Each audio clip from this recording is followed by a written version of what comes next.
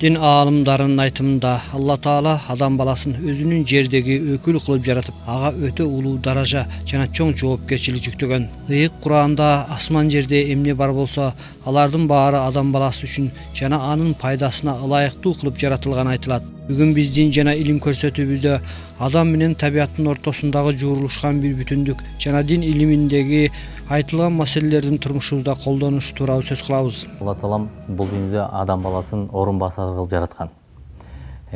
Буга далил Алла Таалам Кур'анда Бакара сүрөсүнүн 30-аятында Ауду биllahi минашшайтанир бисмиллахир-рахманир-рахим. Ва из кала раббука лил малаикати инни жаилун фил арди халифа деген. Алла Таалам бардык периштелердин жыйынында жыйын өткөрүп, чогулуш өткөрүп, "Эй менин периштелерим, мен жер бетине өзүмдөн кийин орун басар адам баласын жаратам" дейт. Ана ошондо эмне дейт периштелер? Ушул кабарды уккандан кийин "Колу атажалу фиха". Эй Кудай Таалам, сен ушундай адамды жаратасыңбы? Ушундай бир макулукту жаратасыңбы? Май юфсиду фиха ва ясфику дима. Жер жүзүндө бузукулук кылып, кан төгүп, сени наразы кыла турган иштерди кылган затты сен жаратасыңбы? Ва нахну нусаббиху бихамдика ва нуқаддису лак. Биз сени күндү түндүр, 24 саат бою сага алкыш айтып, сени мактап, сени разылыгыңа жетип жүрөбүз. Эми мындайча айтканда бизден ал жакшыракпы дегендей бир суроону периштелер узатканда, Алла Таалам не дейт? Кала инни а'ламу ма ла та'ламун. Эй периштелер, мен билген нерсени силер билбейсиңер деп аларга жооп берет. Көрдүңүзбү? Демек Алла Таалам Кур'анда далил кылды. Өзүмдөн кийин жер бетинде орун басар адам деди. Андан кийинки ушинтип Алла Таалам сүйлөшүп келип жатып, "Ва из кулна лил малаикати исжуду ли адама фасажаду" дейт. Эй периштелер, мен адам баласын жараттым. Эми ошого силер сажда кылгыла. Баш ийгиле. Периштелерден баштап айбанаттар, ошол эле пейил ат бизге баш ийет, тепсең басатында жаткан бүт жаратылыш, бул бардык алам бир гана эмне болду? Адам баласынан баш ийди. Алла Таалам ушундай кылып жаратты. Демек, бул дагы далил Алла Таалам айткан сөздөрүнө Алла Таалам өзүнүн кийинки орун басар адам баласы экен. Бул дүйнөнү адам баласы башкарат. Кудайдын буйругу менен да. Адамзаттын жашоосунда илимдин орду чоң. Илим бул улуу жараткандын адам пендесине берген акыл эсинин тугундусу. Бирок айрым адамдар жашообуздагы илимий ачылыштарды Кудайдын кудурети эмес, илимпоздордун жеке ийгилиги катарында баалашат. Алла Таалам Кур'анда "Ва аллама Адамал асмаа куллаха сумма арадахум алал малаика" деген. Ошондо Алла Таалам жана биринчи башында айткан Кур'анда "Эй периштелер, мен билген нерсени силер билбейсиңер" деп атпайбы? Анан периштелер таң калат да, кандай биз адам баласында жеңилге бизде илим көп го деп эметет да. Ошондо Алла Таалам адам баласына бүт илимди үйрөтөт. Адам баласына бардык "Ва аллама Адамал асмаа куллаха" бүт нерсенин илимин адам атага үйрөтөт. Периштелер билбегенде да. Ошондо "Сумма арадахум алал малаика", анан кийин периштелер билбеген нерсени адам ата айтып берип, бүт баарын билип койгондон кийин аларга үйрөтүп, аларга айтып берет, бүт баарын мен муну билем, тигин билем деп ушундай Алла Таалам үйрөтүп койгон илимин баардыгын аларга көрсөткөндө, периштелер ушунчалык таң калат дагы. "Колу субханака ла илма лана илля ма алламтана". Эй Алла Таалам, сен баардык нерседен тазасың. Биз билбеген нерсени, жок нерселерди сен билүүчүсүң деп неме кылат, тобо кылышат периштелердин бардыгы. Ошо мындайча айтканда адам атаны жараткандан баштап эле Алла Таалам бардык илимди адамдын тукумуна берген. Ошол адам баласынын тукумуна бергенден кийин ошол илим менен Алла Тааланын буйругу менен жашап келе жатышат. Көрдүңүзбү? Бирок ошого дагы Кудай Таалам чек коюп койгон. Адам баласы чыгарса көп болсо азыркы учурда эң күчтүү машина жаратса 5 жети жаратты. Андан 5 жеттен күчтүү машина жок. Эң күчтүү жаратса бир күчтүү самолет жаратты, андан күчтүү нерсе жок, көрдүңүзбү? Бирок ошол эле учурда биздин өзүбүздүн могу жер планетасындагы атмосферадан чыга албай эле жүрүшөт да. Алла Таалам Кур'анда айтты: "Мен асмандарды кеңейте берем" деп атат. Бул Кур'андагы аят. Асмандарды кеңейтип жиберем, кыямат кайымга жакын кеңейте берем деп Алла Тааланын Кур'андагы аяты бар. Эми ушуга далил биздин светтик илимпоздордун далили боюнча 300 миллиард галактика бар экен. 300 миллиард галактиканын эң кичинекейи биздин галактика экен. Биздин галактикада миллиард деген жылдыздар бар. Анын ичинде күн бар. Ошол жылдыздардын эң кичинекейи күн экен. Көрдүңүзбү? Эми ушул 300 миллиард галактика асмандын бир кичинекей точкасы болуп калат экен. 8 асман биригип Алла Тааламдын аршынын бир кичинекей точкасы болуп калат экен. Алла Тааланын аршы, Алла Тааланын тагындын астында бардык асмандар ушулардын баары көрүнбөй калат экен, бир точка болуп. Көрдүңүзбү? Мындайча айтканда Алла Тааламдын кандай экенин же болбосо кандай немесин биз элестете албайбыз. Биздин акыл чектелген. Мына илим боюнча келгенде адам баласы айтат, мен муну жараттым, муну. Алла берген акыл менен, Алла берген илим менен, Кудай Таалам ошол нерсе менен адам баласы туура жаратат. Бирок Аллах Таалам берген акыл менен да. Алла Таалам бул акылды алып койгон болсо, адам баласы келесі болуп калат, жарата албай калат. Бирок кыямат кайымдын дагы бир белгилери, ушул адам баласы өзү жараткан нерсе өзүнө зыян болот да. Көрдүңүзбү? Алла жараткан эмес, адам баласы өзү Алла берген акыл менен ойлоп тапкан илимдин бардыгы өзүнө зыян. Мунун бардыгы убакыт келгенде кыяматтын чоң белгилерине түгөнөт. Мунун бардыгы түгөнөт. Көрдүңүзбү? Ошондуктан мен өзүм жараттым, мен кыйраттым деген туура эмес. Анткени Алла Таалам Куранда айтат, мен адам баласына үйрөттүм деп Куранда. Аллах Таала адам пендесин жаратып эле тим болбосун, анын ырыскысын да белең кылып берген. Кооз табият менен бирге түрдүү мөмө жемиш бактарын өстүрүп, алардан адамдын организмине жагымдуу, даамдуу азыктарды жараткан. Бисмиллахиррахманиррахим. Ассаламу алейкум ва рахматуллахи ва баракатуху. Жараткан Алла Таалага чексиз мактоолор болсун, пайгамбарыбызга салават саламаттар болсун. Бул ислам динибизде ар бир нерсеге терең маани менен айтылган аяттар, хадистер бар. Мисалы үчүн биздин рызкыбыз, мөмө жемиштер Алла Таалам Кур'ан-ы Каримде «Вафис самаи рызкыкум ва ма туадун» деген аят жиберген. Силерге уада кылынган нерселер, жана рызкыңар асмандан деп. Демек, асмандан бизге кандай рызкы болушу мүмкүн? Мына азыр мына ушул алча гүлдөп турат. Бул гүлдөп турат. Асмандан келген рызкы биринчиси күн болот. Экинчиси буга ошондой бир кара түс берген ай болот. Же кызыл, сары, жашыл түс берген ай берет.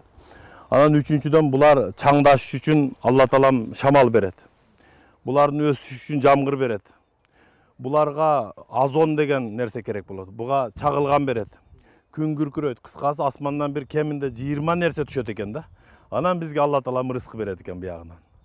Мына ушу сыяктуу пайгамбарыбыз Мухаммад алейхиссалату вассалам айткан, эгер пенделер, адамдар ыйман жолунда адеп ахлак менен жакшы күнөө иш кылбай бактылуу жашай турган болсо, күндүзү чайыттай ачылган күн берип жараткан Алла Таалам түнү мээлүүн жамгыр берет экен да. Эрте менен турасың, жамгырды сезбейсиң да, бирок бар жок жапжашыл кургап кетпейт. Мына ошол себептен Алла Таалага көп шүгүрлөр айтышыбыз керек. Пайгамбарыбыз Мухаммад саллаллаху алейхи вассалам бак тиккенде, эгер кыямат кайым күн болуп калды, бирок сен бак тигип атасың, аягына чейин тигип кой деген да, ошону отургузуп кой дейт. Кыямат болуп калган болсо дагы дейт. Улуу жараткан адамга адал азыктар менен азыктануунун да жол жоболорун үйрөткөн.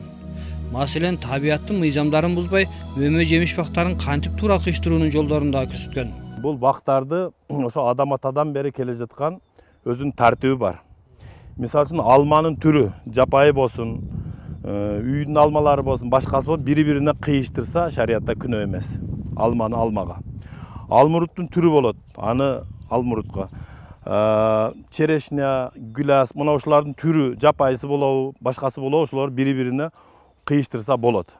Мисалы үчүн Алла Таалам адал деген нерсенин бардыгы пайдалуу жана жагымдуу болот. Алла Таалам арам деген нерселер зыян жана жагымсыз болот да. Ошонун үчүн өсүмдүктөрдүн кээ бирлери адамга азык болсо, кээ бирлери уу болот да. Ошонун үчүн ушул нерселерди шариятыбыз ак менен караны ажыратып койгон. Мисалы үчүн козу карын бардыгын эле жеп болбойт. Кээ бир козу карындар уулуу болот. Кээ бир бактар, кээ бир мөмөлөр уулуу болот. Илимде өсүмдүктөрдүн жаңы сортторун алууда гибридтештирүү, кыргызчалап айтканда аргындаштыруу ыкмасы колдонулат. Аргындаштыруу бул тукум куучулук касиеттери генотипи боюнча бири-биринен айырмаланган эки организмди катнаштыруу. Табигый аргындаштыруу эзелтенине жүрүп келген. Ал жаратылыштын өзүндө өтөт. Ал эми жасалма аргындаштыруу адам кийлүүсү менен ишке ашат. Наша лаборатория ежегодно, начиная с 2003 года, Өсүмдүк селекциясында ар башка түргө кирген сортторду чаңдаштыруу жолу менен аргын алуу өтө татаал жана кыйын ыкма. Анткени түрлөрдүн хромосомалары бири-бирине дал келбейт. Башкача айтканда, алар оңой менен кыналышпайт. Мен кара өрүктүн жаңы сортторун чыгаруу боюнча илимий иштерди жүргүзөмүн.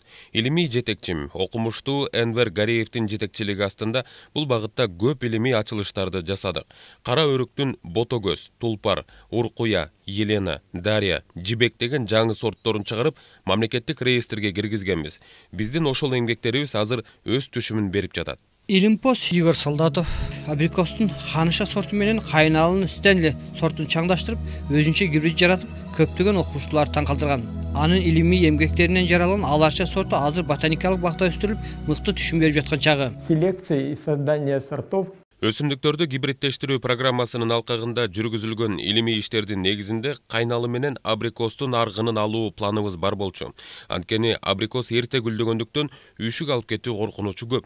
Ал эми кайналы кечирээк гүлдөйт. Ошондуктан абрикостун да кечирээк гүлдөгөн сорту болсо дегенбиз. Өсүмдүктөрдүн табигый чаңдашуунун негизинде да өсүмдүктүн мындай түрүнүн пайда болушу, ал турсун кадимкидей гүлдөшү да мүмкүн, бирок мөмө бере бербейт. Анткени үй кайналысы гексаплоид, анын 6 хромосомасы, ал эми абрикос диплоид, анын 2 хромосомасы бар. Мындай эки башка сандагы хромосомалар оңой менен кыналышпайт. Кыналышса да мөмө байлабайт. Андыктан табигый жол менен бул эки өсүмдүктүн аргынын алуу кыйын. Ошондуктан биз бул экөөсүн жасалма жол менен чаңдаштырып, жаңы гибрид алганга жетиштик. Айрым дин өкүлдөрү абрикос менен кайналыны аргындаштыруу жолу менен алынган жаңы сорту алууда табият мыйзамын бузулду деп чочулашат. Анткени динде түрү бир болбогон өсүмдүктөрдү кыйыштырууга тыюу салынган. Бирок өмүрүн өсүмдүктөр менен өткөргөн Илимпоз Игорь Солдатов өзүнүн илимий иш тажрыйбасында табиятка кыпындай да кыянатчылык кылбаганын айтат. При выполнении научных исследовательских работ Абрикос менен кайналынын чаңдашуусунан жаңы гибридин алууда бизге табият өзү жардам берди десем болот. Илимий иш тажрыйбабыздын жүрүшүндө биз кокусунан эле 4 хромосомалуу абрикосту кездештирдик. Мындай көрүнүш табиятта өтө сейрек кездешет. Анткени абрикостор 2 хромосомалуу болушат. Бул өсүмдүктөрдүн өз ара табигый чаңдашуусунан пайда болуптур. Жаратылышта эч нерсе жөн болбойт. Ар бир организм курчап турган айлана чөйрө менен тыгыз байланышкан. Кандай гана тирүү организм болбосун, өзгөрүп турган айлана чөйрөдө ыңгайланышып жашап, тиричилик аракетин жүргүзүшөт. Жер шарында климат өзгөрүп жатат. Ага ылайык өсүмдүктөр ар кандай климаттык шарттарга ыңгайланышып өсүүсү үчүн жаратылыш толгон токой мүмкүнчүлүктөрдү берет. Мунун баары алардын ич ара табигый чаңдашуусунун негизинде ишке ашат. Ошондуктан 4 геномдуу абрикосту пайда болушу да табигый кубулуш. Андыктан биз мындай табылганы дароо илимий ишке пайдаландык.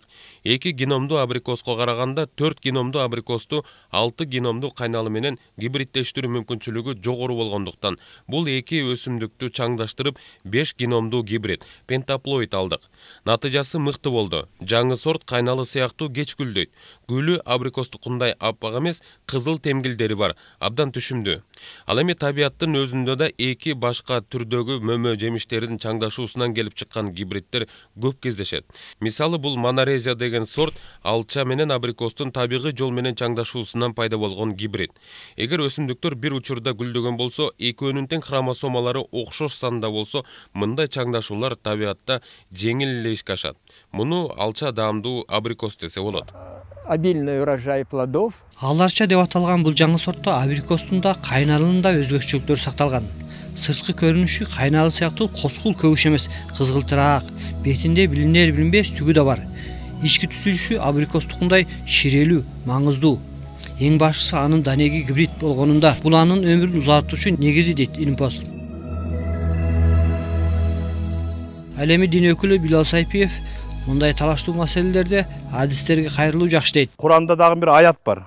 Фасалу ахла зикре ин кунтум ла та'ламун. Билген адистерден сурагыла, эгер ошол нерсени силер билбесеңер дейт да. Бул жерде мына ботанический садта адис окумуштуу, мен өзүмдүн 10 жыл чогуу окуган классташым бар, Тиллахан Имаралиева деген. Өсүмдүктөрдү жасалма жол менен чаңдаштыруу оңой олтоң иш эмес. Botanikалык бактын илимий кызматкери Тилдахан Имиралиева мындай илимий иш-чара менен 20 жылдан бери эмгектенип, түрдүү тажрыйбаларды жүргүзүп келет. Могу бак ошол жана биз айткан слива менен абрикостун ортосунда алынган гибрид бак. Бул бак баягы Стенли деген слива, кара өрүк. Анан Королевский деген абрикостун сортуну экөөнүн чаңдаштыруудан алынган гибрид. Бул эми сырткы мөмөсүнүн сырткы көрүнүшү сливага окшош, кайналаларга окшош, темный, фиолетовый цветте болуп, ичиндеги баягы эти сары абрикостун даамын берет. Баягы сливанын мөмөнүн сырткы түгү дагы ошол абрикоско окшош. Жарымы слива, жарымы абрикос да. Эми мындай гибридти алыштын максаты эмне үчүн мындай гибридти алган? Чүй өрөөнүндө жылда эле баягы жазында кайра келген сууктар болуп калып атпайбы? Заморозкилер болуп, абрикостор үшүк алып калып, гүлдөгөн мезгилинде үшүк алып калып эле 5 жылда бир жолу абрикос жейбиз, чүйдө абрикос бышпайт деген. Ошол себептен анан кара өрүктөр кеч гүлдөйт, сливаларчы кеч гүлдөйт. Анан ошонтип абрикос болуп, бирок ушундай абрикос ушундай сливага окшоп кеч гүлдөсө, эрте жаза кайра келген сууктарга үшүк алып калбаса деген максатта анан ушул теманын үстүндө иштеп башташкан да. Анан действительно результаты чыгып, баягы мөмөсүн көрүштү. Бул неме слива менен абрикостун ортосунда гибрид алса болот экен. Чаңдаштыруу жолу менен алынган жаңы сорттун уругу жерге өстүрүлүп, өнүм алгандан кийин аны жапайы түрү менен кайчылаштырылат. Өзү жаратылышта, мисалы үчүн бакты тийип койсо, мына гүлдөп атат, гүлдөп аткан мезгилде арылар келип, шамал аркылуу гүлдө ар бир бактын гүлүндө энелиги болот, аталыгы болот. Аталыгы дагы чаңчалар энеликке шамал аркылуу түшөт. Же болбосо ошо арылар келип конгондо арылар чаңчаны энеликке түшүрүп өтүп кетет да. Алар нектарын ичип өтүп кетет. Бирок баягы колу буттары менен өзүнүн ошо чаңчаны энеликке түшүрүп коет. Ошондон жаратылышта анан өзү чаңдашуу процесси жүрүп, мөмөнүн түйүлдүгү пайда болот. Өзү бактын, жалпы бактын, бак өзү запасы менен гүлдөйт. 100% гүлүнүн баары чаңдаш мөмө байлай турган болсо, ал бак ошончо мөмөнү көтөрө да албайт. Ушул бак канча гүл кармаган болсо, ошонун 8% чаңдашса эле ошол аябай түшүм берген болот. Анан эми адам өзү кантип чаңдаштырат? Биз гибридизация жасаганда, адам колу менен жасаганда, мисалы үчүн бир бакты энеси деп ала турган болсок, бир сортту. Ошол бактын гүлдө баштаганда, жакшы гүлдөгөн мезгилде, аталыктарыны, желекчелеринин бардыгын алып салат, бүтүндөй. Ийне менен акырын монтип чаңчалардын баарын түшүрүп, ортодо мындай көзөдөй болгон энели гүлдүн энелиги бар ортодо, көзө сыяктуу болуп. Муну биз ботаника сабагынан бардык кишилер окуганбыз. Ошо энелигин эле калтырып коет. Бардык гүлдө ошентип чыгыш керек. Анан бакты марле менен ороп коет. Атасы катары колдоно турган сорттун гүлдөрү ачыла элек, бүтүндөй жабык турган. Булар бир аз кичирээк, мондай жетилиш керек. Мондай ачыла элек, бирок мондай жабык туруш керек. Ушундай гүлдөрдү терип келебиз монтипчи.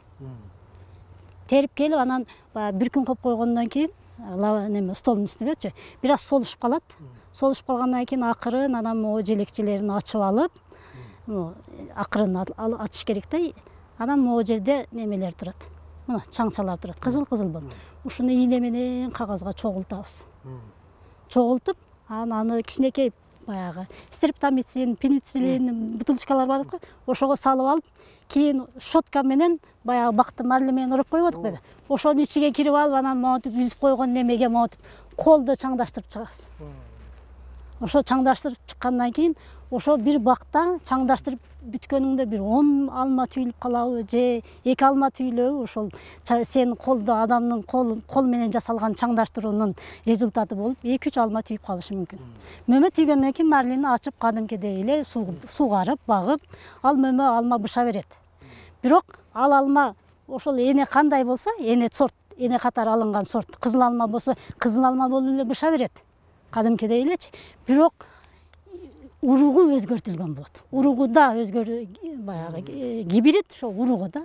Ал алманы кийин бышкандан кийин алып туруп уругун чыгарып алып, уругу себилет. өсүп чыгат. Өсүп чыккандан кийин түшүмгө киргенге чейин аны караш керек. Түшүмгө киргенде анан кийин жакшынакай болуп чыгып калса, демек баягы колдо жасалган чаңдаштыруунун результаты чыккан болот. Илимий тажрыйба питомнигине келдик. Бул жерде биринчи баягы көчөт өстүрүш үчүн алманын, алмуруттун, абрикостун, кара өрүктүн жапайы майда болуп өскөн ачуудан эк өрүктүкүн мисалы үчүн. Алманын майда-майда сары алмалар бар, ошонун, алмуруттун дагы жапайы алмуруттун уруктары чогултулат. Ал уруктарды баягы мөмөнүн ичинен кесип, бычак менен кадимкидей эле чогултуп алабыз. Анан аларды күнгө кургатпайт. Жөнөкөй эле мындай көлөкө жерде бир аз кургатат дагы, күзүндө себилет. Жерди даярдап алып. Күзүндө сепкенден кийин ал жазында эки кулак болуп чыгып, өсүп, мондай карандаштай жоондукка август айына карандаштай жоондукка жетет. Кээ бир жылы мисалы үчүн баягы азык жетпей, жакшы каралбай калса, мондай кичинекей болуп калып калат. Ошондо экинчи жыл дагы өстүрүшкө туура келет. Эгер түштүктө сразу эле бир жылда эле августта мондай карандаштай жоондукка жетет. Ар бир уруктан бирден мындай түз өстүрүш керек. Мондай капталында чыккан немелерин баарын кесип, түз бирөөнү өстүрүш керек да. Ушундай карандаштай жоондукка жеткенде август айында бүчүр менен кыйыштыруу. 1 августтан 5 сентябрга чейин бүчүр менен кыйыштыруу болот. Бүчүр менен кыйыштырганда бизге керек болгон сорттун 1 жылдык бутагын алып келебиз. 1 жылдык бутак, мисалы үчүн бактын 1 жылдык бутагы, ушундай мондай 1 жылдык муну деле карандаштай жоондуктагын алат дагы, алып келип, ушунун бирден бүчүрүн кесип жасайт. Жасаардын астыда суу берилет. Жасап бүткөндөн кийин дагы суу берилет. Ошон менен бул кышычы калат. Кышычы калгандан кийин жазында анан баягы үстүңкү жапайы бөлүгүн кесип коебуз. Август айында могу жоон болуп жапайы өскөн сейинса деп коет да, уруктан чыккан көчөт дейлик. Ошо көчөттүн каптал жагынан кабыгын кесип туруп эле могу бирден бүчүр. Мисалы үчүн бир жатка первосход алманы жасай турган болсок, первосходтун бутактарын алып келебиз. Анан ар бирден бүчүрдү кесип, монтип кабыгын кесип салып жасайт да, муну азыр көрсөтүп берем. Жазында анан могу пленканы кайра чечип, үстүңкү бөлүгүн кесип салып, ушул эле кыйыштырылган бүчүрдү эле өстүрүш керек. Улам отоп, сугарып, көң салып, азык зат берип өстүрсө, жаздан баштап күзгө чейин мондай чоң көчөт болуп өсүп калат да. Могу көчөттөр 1 жылдык көчөт болуп эсептелет. Жакшы каралса, ушундай стандарт көчөттөр, ушундай 1,5 метрлик көчөттөр болуш керек. Анан эми бул даяр болгон көчөттү казып алып, жазында отургузуучу жерге отургуза беребиз. Бүчүр менен кыйыштырылганда, августта бүчүр менен кыйыштырылды да. Жазында бутак менен кыйыштырылат.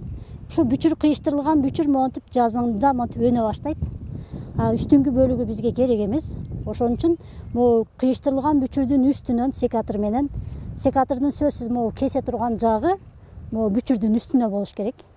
Монтип кесилет. Кескенден кийин анан могу пленкасын акырын чечип коебуз. Андан ары жанагы мен айткандай жалаң ушул бүчүрдү өстүрүшүбүз керек. Жер шарында азыркы убакта илимге белгилүү болгон 2 миллиондон ашык өсүмдүктөр жана жаныбарлар бар. Иш жүзүндө алардын саны андан алда канча көп дешет окумуштуулар. Түрлөрдүн саны дайыма жаңылардын пайда болушу жана башкалардын жоголушу менен өзгөрүп турат. Мунун баары жалгыз жараткандын каалоосу жана өкүмү менен гана болоорун унутпашыбыз керек.